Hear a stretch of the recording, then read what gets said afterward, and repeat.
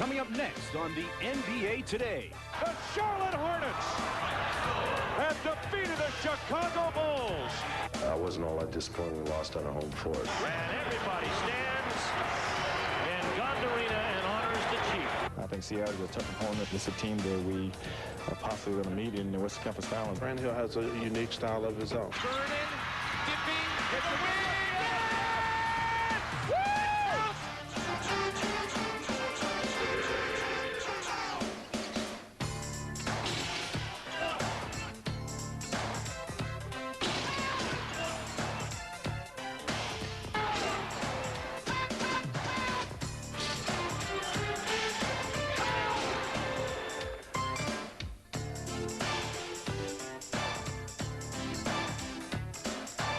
Hello, everyone, and welcome to the Hoop Show that loves breaking new ground. This is the NBA Today. I'm Mark Jones, the Jam Posse, also in the house, and this is how we do it. You know, writing history can be a lot more fun than reading history, and the Bulls are waiting poised with pen in hand. Chicago just 4 games shy of an NBA record, 70 wins in a season, going to Monday night's game against Charlotte. Michael is about being the best. 70 wins might convince even more people that he's the Hoops Mac Daddy of all time. But the Mac Daddy early in the game against Charlotte was Pete Myers from half court.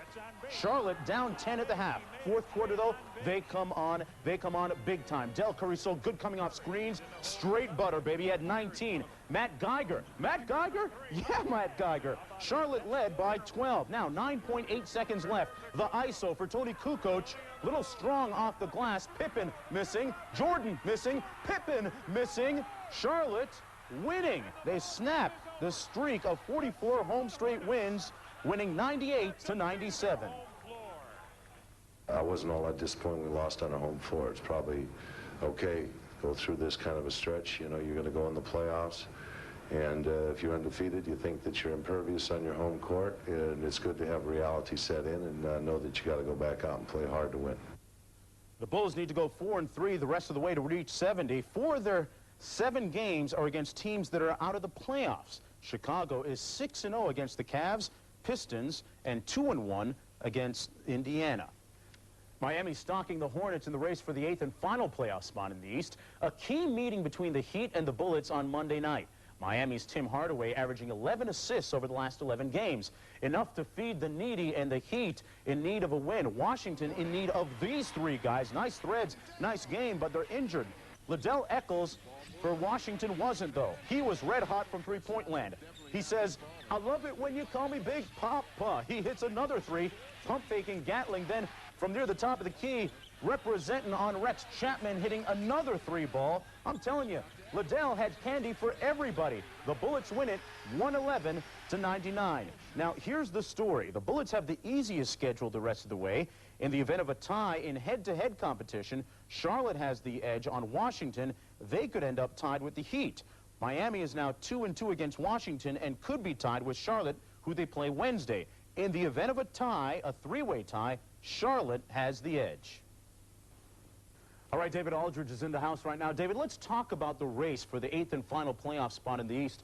Hey, the Washington Bullets still very much a player here. It's amazing. With all the injuries that they've had, 4 of their top 6 players out. Weber's only played 15 games. Mark Price, who they traded a first-round pick for, hardly played at all this season, but the Bullets persevere. Big reason, Juwan Howard. The guy is a pro and a star in this league. He's done everything that the Bullets have asked of him. They need points, rebounds, assists, whatever.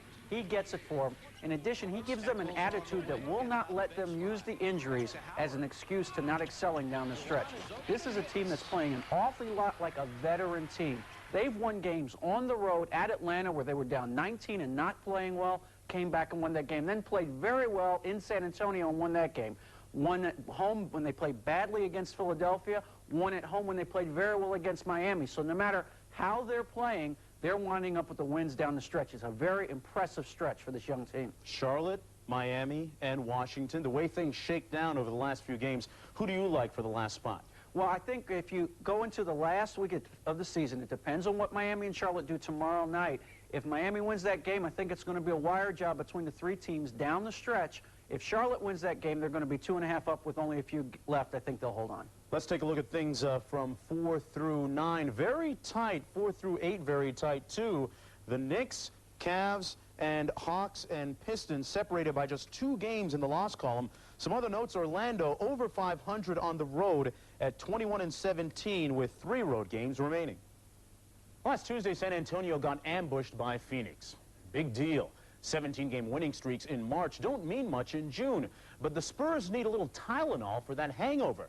They've dropped 3 of their 4 games in April, and the Jazz inching closer, just 3 back in the Midwest, going into their meeting on Monday night. Utah opportunistic in the early going. Carl the Mailman Malone with the pick right there. Moves in for the easy deuce. They led by 5 at the half, but in the third quarter, Sean Elliott had it going on and on until the break of dawn. Hits the 3 ball there. Then Vinny Del Negro with a little bass in your face. The Spurs up 8. Now, late in the game, final seconds, Jazz down 1. David Benoit for the win? No. The Spurs win a tight one by 1. I can't say enough about Sean. Sean was fantastic. Came in both halves and started us off well, and then our bench was great. That helped. The Spurs keep pace with the Sonics in the West with the win. The Rockets got Mario Elie and Clyde Drexler back in the fold. Akeem will be back for Tuesday's game against Vancouver, and they hope to have Sam Cassell back by the weekend. Meanwhile, the Suns and the Blazers play Tuesday night, and Phoenix currently has a 2-1 advantage. The Kings have gone 6-4 in their last 10, while the Warriors and Nuggets have gone 4-6. You know, Grant Hill might be the most popular athlete in Motown. He's the truth, as well as the present and the future of the Detroit Pistons. Also coming up on the NBA today, Gary Payton and Shawn Kemp dropping the old G-Funk jam on the opposition like that in our marquee matchup. And the Jam Posse salutes the Chief, who keeps going and going and going.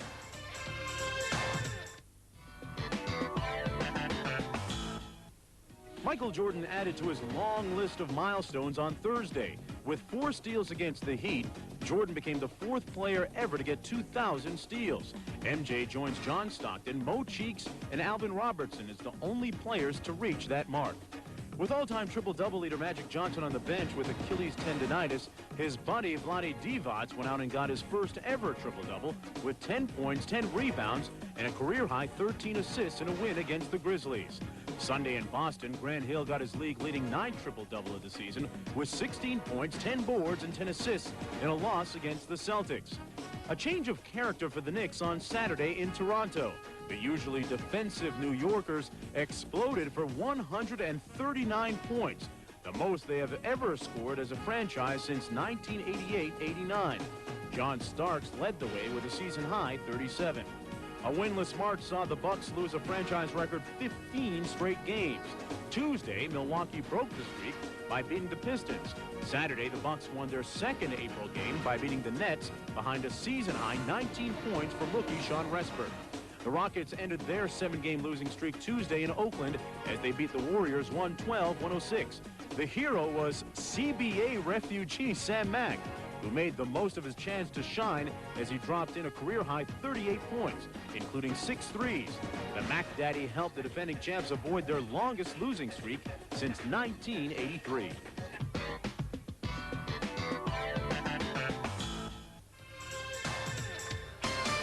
You know Grant Hill, Mr. All-American, apple pie eating, GM truck driving, piano playing Boy Scout with Mad Hops and Mad Game. He's the man in Detroit.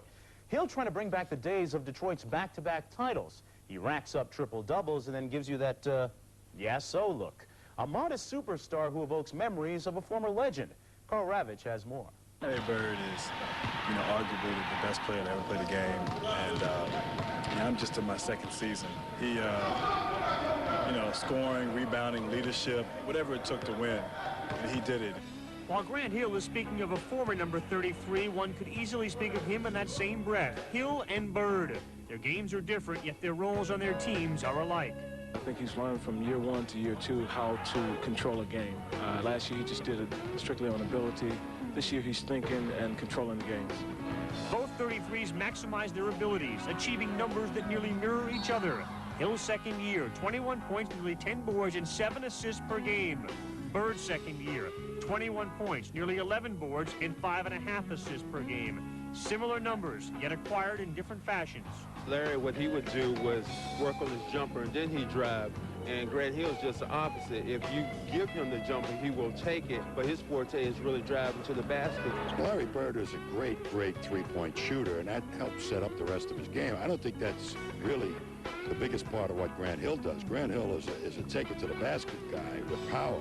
So the strength of that game is completely different.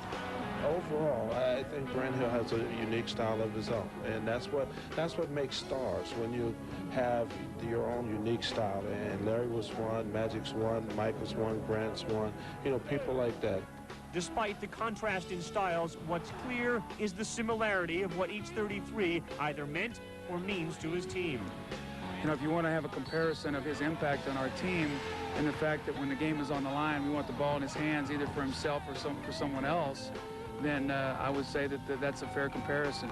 They have the ability to make other guys around him better. They look to him.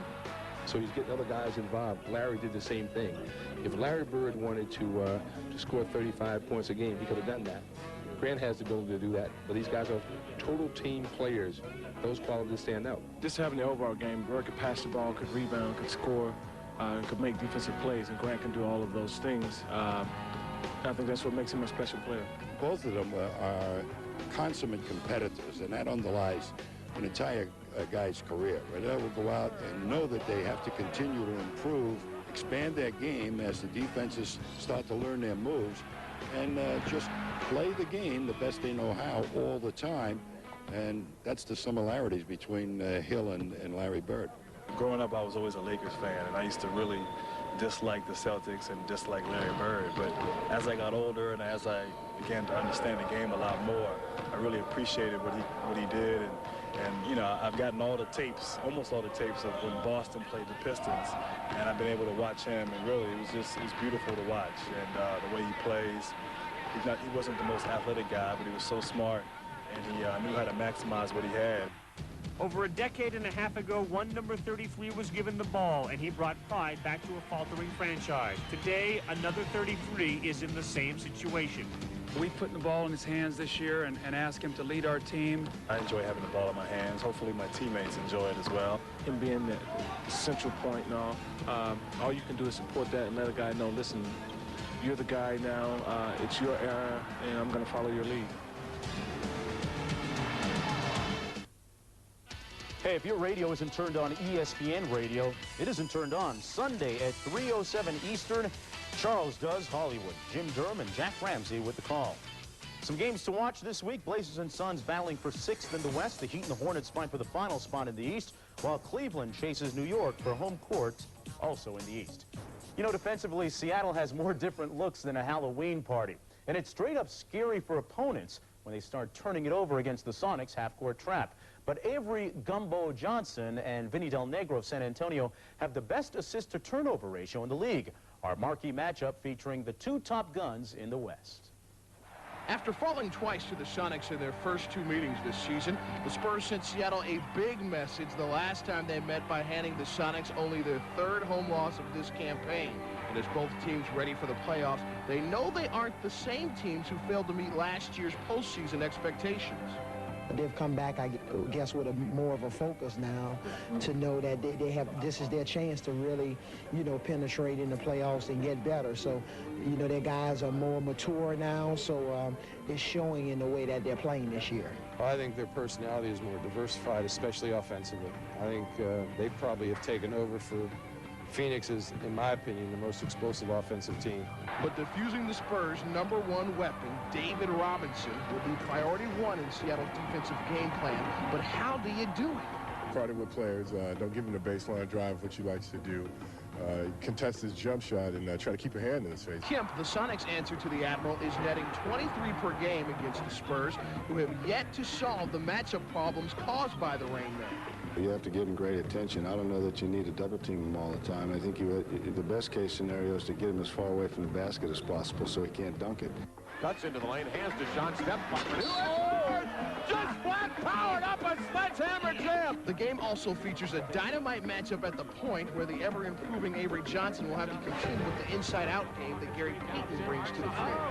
I know his eyes are big, knowing he's going to have a smaller guard on him, and Gary's probably the best post-up guard in the league. And if you don't play well against him, he destroys you every night. He comes out there every single night and plays. But I think Avery's ready for the challenge. He's always a tough matchup. He's a matchup that I always look forward to because, you know, you got to always be on top of your game when you play him. The Spurs didn't lose a game in March, but they never caught the Sonics for the top spot in the West. After beating them in Seattle, the Spurs hope to give the Sonics something to remember them by in the Alamo Dome. When we play them this last time, it'll even up the series for us. You know, we beat them on their home court, and now to come back home and establish ourselves is very important for us. David Aldridge back again. David, George Karl gets my vote as the NBA's Coach of the Year. His team can still win 66 games in the regular season, but skeptics abound and say this is the same Seattle team as it was a year ago. What's your reading? I don't think it is, Mark. George Karl, this is for you. You say we never say anything good about Seattle on ESPN. Here's some good stuff. Hersey Hawkins gives you a jump shooter that you've never had on your team before. He's going to really help Seattle in the postseason. They've got some of the same elements they've had before. They've got Detlef Schrempf, they've got Sam Perkins, they've got Irvin Johnson, but what really is impressive is the maturity level of Kemp and Payton. These are the two guys that would go off on knucklehead tangents in years past. They still do it on occasion, but they don't do it as much as they used to. Shawn Kemp missed a team flight on Saturday. He apologized to his teammates for letting them down, and then he proceeded to go out and have a great game against the Knicks on Monday. That's maturity. That's learning from past mistakes. Nate McMillan told me he doesn't mind if the team plays a little PO'd. It's good for them to do that. But they have to also play with some purpose and some resolve, especially in the postseason when teams are going to try to get into their heads. Speaking of the postseason, the playoffs, of course, are all about half-court offense, half-court defense. How far can this Seattle team advance in the playoffs? I think it can go pretty far. They'll get past Sacramento without too much trouble in the first round, but they are vulnerable to teams with low-post centers and teams that can pass and shoot the ball out on the wings. Houston can do it. Obviously, the Lakers with Magic, Van Exel and company can do it. So they're going to have trouble, but I think their growth and maturity has finally caught up with their talent. You put all of that together, it's going to be a formidable thing to overcome in the playoffs. I think this is a really important postseason for Shawn Kemp. Those last two Olympic spots are going to be handed out this week. He desperately wants to make the team. I think we have to reward people who show that they have become better people. I think Shawn Kemp's ready to prove that on the biggest stage the world has to provide, he can be a good American, a good Olympian, a good basketball player, all-around good guy. He should get one of those spots. And he better not miss any more flights. Thanks a lot, David. When Michael Finley says he's just hanging, hey, he's not kidding. Look at that hang time, showtime coming up. And when Chris Whitney says he's got crossover appeal, he's not kidding either. Nice crossover. Showtime is brought to you by Sprite. Image is nothing. Thirst is everything. Obey your thirst. Sprite. Second shot doesn't go. Marley boards it. That's it. It's over. Does the basket count? Here comes Shaquille O'Neal. Knocked away for Williams. Dennis gives it to Mike. Oh, a 10. He's got to make his mind up. Finley again driving. And this time. And here come the Pistons with 3-on-1 again. King and the alley-oop slam. 91-87. Look at the pass. Look at the big guy.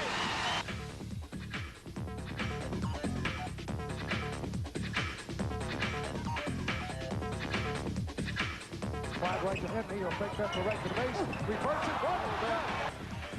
By Jordan, the 360 for Miller. Reggie Miller throwing it off the back of Dale Davis and laying it in. You can't take outside shots. No, not at all. Oh, man, look at that. Well, Smith. Right around Guglielmo, and he dunked it. Like this so far. Oh, yes, I like it. I like it. I like it. Wesley Person blocked. Anthony blocked. Finley. Yes! Facing Elo, going to work. Vernon dipping. Hit the wing. Yes! Woo! At the buzzer! Oh, we love you, Vernon and John Lucas. This one is cooked, glazed, and ready to be sliced. For the entire Jam Posse, I'm Mark Jones saying we'll see you next week.